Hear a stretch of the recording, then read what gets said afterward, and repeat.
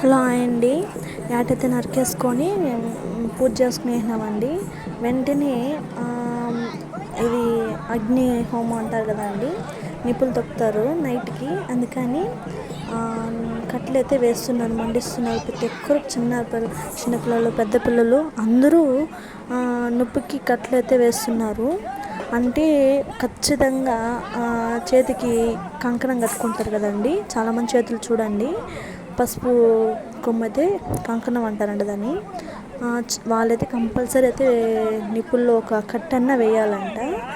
అందుకని అందరూ ప్రతి ఒక్కరు అయితే వేస్తున్నారు. మా అన్న, పాప, మా బాబు అయితే కూడా వేశాడు. మా అన్న ఎత్తుకొని వేశారు. చూపిస్తాను చూడండి మీరు కూడా. దేవుణ్ణి అయితే చూడండి. ఫ్యామిలీ అంతా అందరం వచ్చామండి జాతరకి. అయితే చాలా హ్యాపీగా ఉంది. అంటే ఏదైనా సొంతూరే కదండి.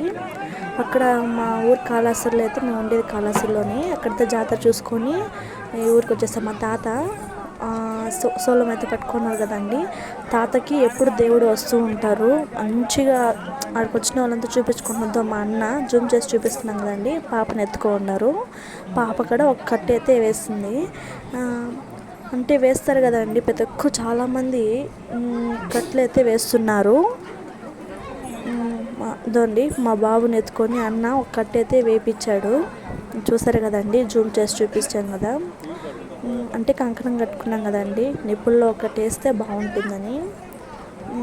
నైట్కి ఇంకా బాగుంటుందండి అగ్గి తొక్కేది. మా వారు కూడా పోతురాజు ఎత్తుకొని తిరుగుతాడు దేవుడిని ఎత్తుకొని.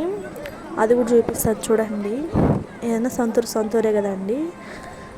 సొంతూరులో ఉన్న హ్యాపీనెస్ ఇంకా ఉండదు కదా. ఇంకా మా వారైతే తల మీద గుడ్డ పెట్టుకొని దేవుడిని అయితే ఎత్తుకునేదానికి రెడీగా ఉన్నాడు.